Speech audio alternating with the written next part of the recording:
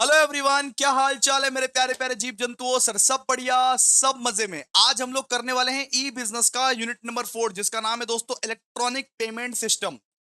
ये बिल्कुल electronic payment system. ईसीबीसी अगर पढ़े हो ना तो बहुत सारा चीज आपको कॉमन मिलेगा। बहुत सुंदर सा चैप्टर है इलेक्ट्रॉनिक पेमेंट सिस्टम। मतलब जो आप आजकल फोन में गूगल पे, फोन पे, अमेजन पे जो करते हो ना, ऑनलाइन पेमेंट जो करते हो, उसी को बोलते हैं इलेक्ट्रॉनिक पेमेंट सिस्टम। ठीक है, तो आइए हम लोग सबसे पहले 2 मार्क्स के क्वेश्चंस को डन करते हैं, उसके बाद 5 एंड 10 मार्क्स को डन करेंगे। ठीक है, देखिए सबसे पहले 2 मार्क्स के क्वेश्चंस को करेंगे हम लोग।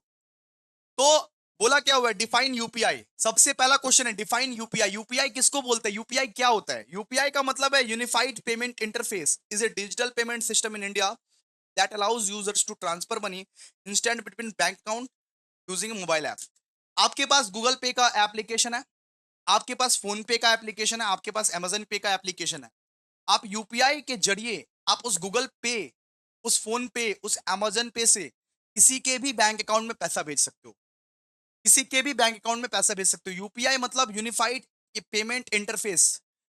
याद कर लीजिएगा, यूपीआई मतलब unified payment interface is a digital payment system in India that allows users to transfer money instantly between bank account and mobile app. फिर बात करते हैं इलेक्ट्रॉनिक फंड क्या होता है। इलेक्ट्रॉनिक फंड, तो electronic fund refers to the money that is transferred और managed using digital system instead of physical cash और ये पेपर मेथड से। तो इलेक्ट्रॉनिक फंड मेथड मतलब क्या होता है? इलेक्ट्रॉनिक फंड मेथड मतलब आप कैश को डिजिटली मेंटेन कर रहे हो, आप कैश को ऑनलाइन ट्रांसफर कर रहे हो। अगर आप कैश को बेटा ऑनलाइन ट्रांसफर कर रहे हो या आप कैश को डिजिटली मैनेज कर रहे हो, उसको बोलते हैं इलेक्ट्रॉनिक फंड। कि डिजिटली आपके पास कितना फंड है। आप फोन फोन बैंकिंग कर रहे हो, आप मोबाइल बैंकिंग कर रहे हो, ठीक है, इसको आप क्या बोलोगे? इलेक्ट्रॉनिक फंड है। आप डिजिटली ही अपना कि पैसा को ट्रांसफर कर रहे हो, आप फिजिकल कैश नहीं रखते हो, आप पेपर वाला कैश नहीं रखते हो, आप ऑनलाइन ऑनलाइन बैंकिंग कर रहे हो, इसको हम लोग क्या बोलते हैं? Electronic fund. ठीक है, फिर बात करेंगे इलेक्ट्रॉनिक बैंकिंग क्या होता है। Electronic banking, so electronic banking means using the internet और mobile apps to access banking services like checking balance, transferring money and paying bills. अगर आपके फोन में एचडीएफसी का एप्लीकेशन है, एसबीआई का एप्लीकेशन है, तो आप उससे भी आप अपने बैंक अकाउंट के स्टेटमेंट्स को चेक कर सकते हो। आप सारा का सारा सर्विसेज ले सकते हो, मनी को ट्रांसफर कर सकते हो, बिल पे कर सकते हो। इसको हम लोग क्या बोलेंगे? Electronic banking. इस चीज को हम लोग बोलते हैं इलेक्ट्रॉनिक बैंकिंग। इलेक्ट्रॉनिक बैंकिंग मतलब इंटरनेट के थ्रू या मोबाइल फोन के थ्रू जो आप बैंकिंग करते हो, उसको हम लोग बोलते हैं इलेक्ट्रॉनिक बैंकिंग। उसको हम लोग बोलते हैं इलेक्ट्रॉनिक बैंकिंग। फिर बात करते हैं कि डिजिटल वॉलेट क्या होता है, या तो ये डिजिटल कैश क्या होता है। तो ये डिजिटल वॉलेट्स मतलब जैसे आप पेटीएम में रखते हो ना पैसा, जैसे आप पेटीएम वॉलेट में रखते हो पैसा, उसको बोलते हैं digital wallet. A software of apps that stores money electronically and is used for online payment. ठीक है, मान लो कि कोई एप्लीकेशन में वॉलेट का ऑप्शन है, उसमें आप डिजिटली पैसा रखते हो, जैसे पेटीएम में हुआ करता था। पेटीएम में जो ऑनलाइन पेमेंट में आपको हेल्प करेगा। और एक होता है डिजिटल कैश, जो आपके बैंक अकाउंट में जो कैश पड़े हुए हैं, उसको हम लोग बोलते हैं digital cash. Money stored in digital form that can be used for transaction without physical currency. ठीक है, जैसे गूगल गूगल पे, फोन पे से आप जिसको पेमेंट करते हो, वो क्या है? Digital cash.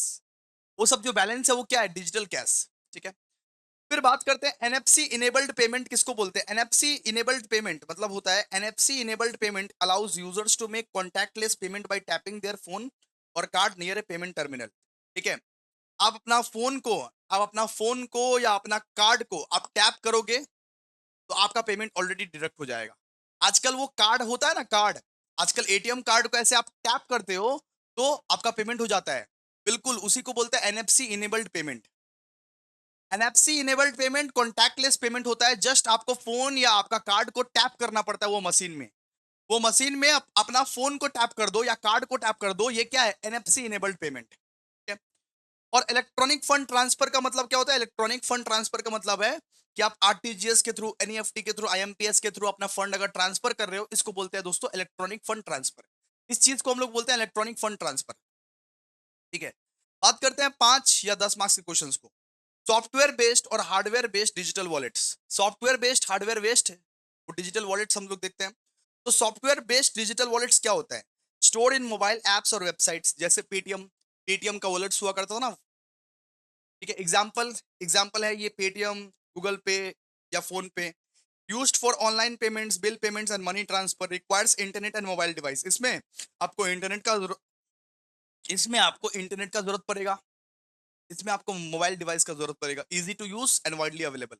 ये क्या है? Software based digital wallets. ठीक है, Google Pay, PhonePe, Paytm, used for online payment, bill payment and money transfer.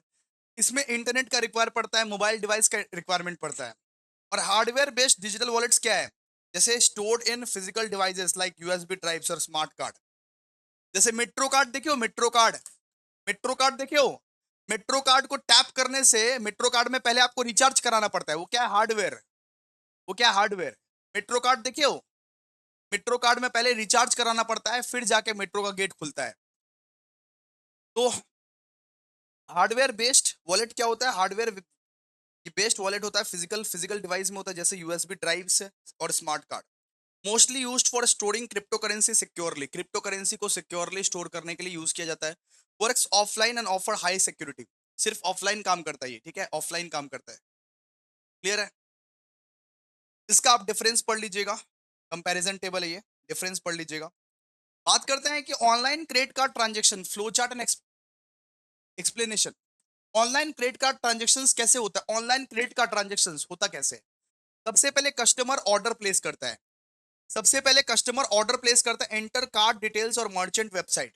ठीक है, मान लो कि मेरे को अमेजन में ऑर्डर प्लेस करना है, तो मैं क्या करूंगा? सबसे पहले अपना कार्ड का डिटेल्स डालूंगा। सबसे पहले मैं कार्ड का डिटेल्स डालूंगा। Merchant sends data to the payment gateway. मैं क्या करूंगा? फिर वो पेमेंट गेटवे में अपना डेटा भेजूंगा, अपना कार्ड का डिटेल्स भेज के। कार्ड का डिटेल्स भेजता है ना, जैसे मान लो कि क्रेडिट कार्ड से पेमेंट कर रहे हो, क्रेडिट कार्ड से पेमेंट कर रहे हो, तो क्या क्या मांगता है? कार्ड नंबर मांगता है, ओटीपी मांगता है, पिन मांगता है, ये सब मांगता है ना, सीवीवी मांगता है।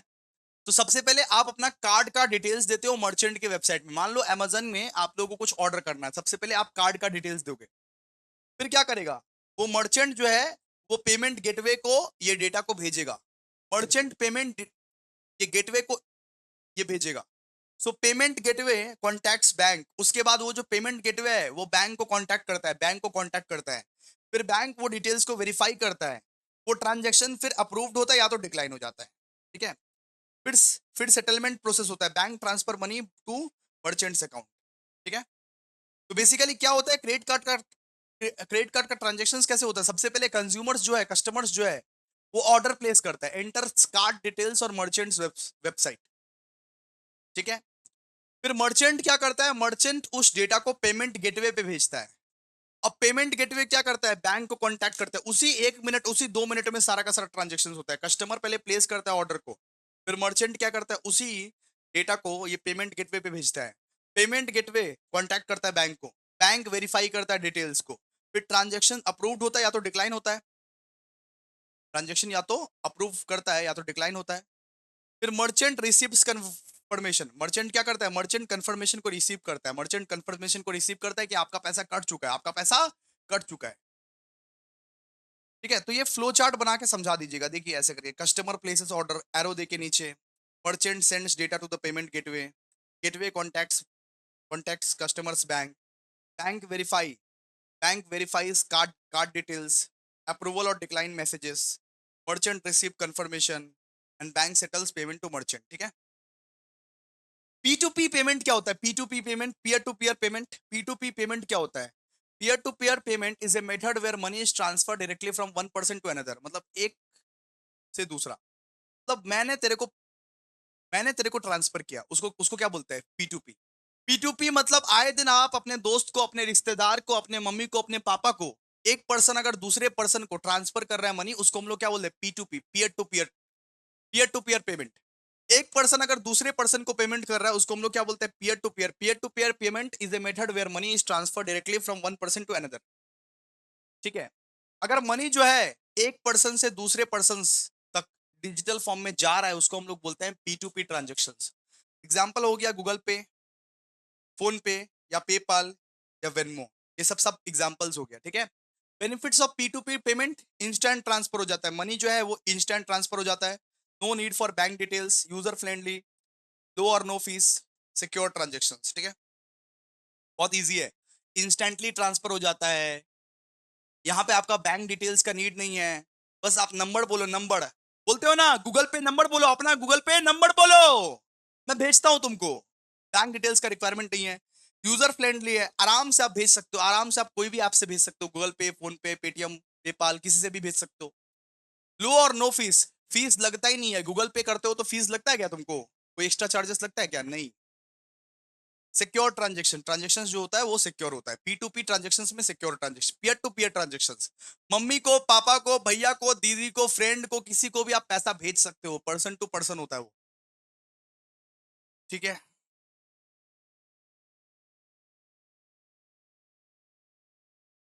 चलिए आगे देखिए। Primary types of mobile payment application. Mobile payment applications कौन कौन से है बताओ? यूपीआई एक है, यूपीआई से आप गूगल पे कर सकते हो, फोन पे, भीम।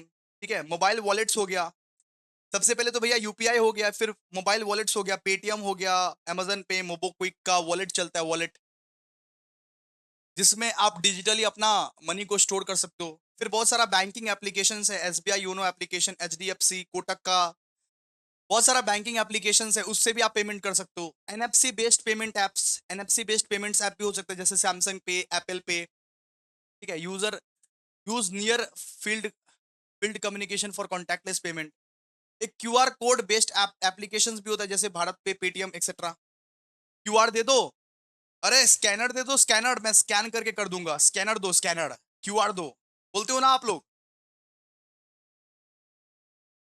तो primary types of mobile payment application क्या क्या है? UPI based apps, mobile wallets, banking application जैसे एसबीआई योनो, एचडीएफसी, फिर एनएफसी बेस्ड पेमेंट्स एप्स, और QR code based apps. Limitations क्या क्या है? लिमिटेशन वही है कि सिक्योरिटी रिस्क है, फ्रॉड हो सकता है, आपके साथ हैकिंग हो सकता है। हाई ट्रांजैक्शन फीस, कभी कभी कुछ कुछ प्लेटफॉर्म्स ना हाई ट्रांजैक्शन फीस चार्ज करता है, फीस चार्ज करता है आपसे। ठीक है, लिमिटेड लिमिटेड एक्सेस, बहुत लिमिटेड एक्सेस है, इंटरेस्ट चार्ज करता है, टेक्निकल एरर्स आता है, ये सब सब क्या है? ये सब डिसएडवांटेजेस है, डिसएडवांटेजेस है ये सब डिसएडवांटेजेस है।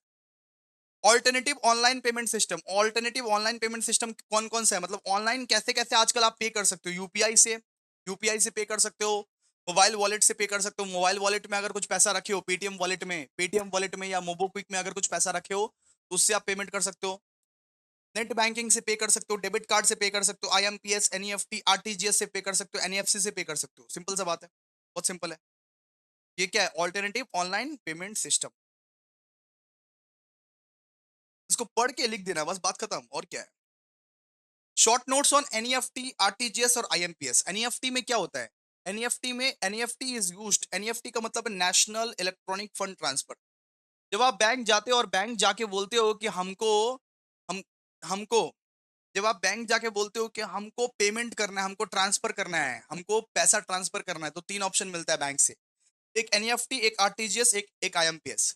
एनईएफटी का मतलब होता है national electronic fund transfer, national electronic fund transfer, used for transferring money between banks and branches. आप इजिली अपना मनी को ट्रांसफर कर सकते हो। वर्किंग वर्किंग ड्यूरिंग ये banking hour, settlement is not instant. ठीक है, आरटीजीएस का देखो, transfer large amount instantly and individually, and minimum amount is 2 lakh, used for high value transactions. IMPS allows instant money transfer 24/7 using mobile और internet banking, suitable for small and quick transactions. IMPS मतलब आप चौबीसों घंटा कर सकते हो, आप कभी भी आईएमपीएस ट्रांजेक्शंस कर सकते हो अपने मोबाइल एप्लीकेशंस के थ्रू। आईएमपीएस कभी भी कर सकते हो, स्मॉल एंड क्विक ट्रांजेक्शंस के लिए आईएमपीएस करो। ठीक है, आरटीजीएस भी कर सकते हो अगर 2 लाख का बाद का पेमेंट है, मिनिमम अमाउंट ही आरटीजीएस का 2 लाख है। Real time gross settlement, bank जाके आप आरटीजीएस भी कर सकते हो और एनईएफटी तो आप कर ही सकते हो। ये सब क्या है बेटा? ये सब है short notes on NEFT, RTGS and IMPS. हो गया खत्म, यूनिट नंबर 4 खत्म। ठीक है, तो बेसिकली ये चैप्टर भी हमारा खत्म हो गया। अब यूनिट नंबर 5 में जाएंगे दोस्तों। और प्लीज कमेंट करो, कमेंट करो, कमेंट लाइक शेयर करो, कमेंट लाइक शेयर नहीं रुकना चाहिए। Thank you so much guys, thank you so much.